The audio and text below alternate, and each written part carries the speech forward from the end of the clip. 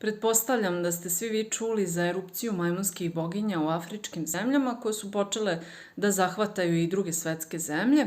U pitanju je još jedna virusna infekcija koja je inače blagog kliničkog toka, ali može da se manifestuje visokom temperaturom, groznicom, malaksalošću, bolom u grlu, dakle kao i većina virusnih infekcija.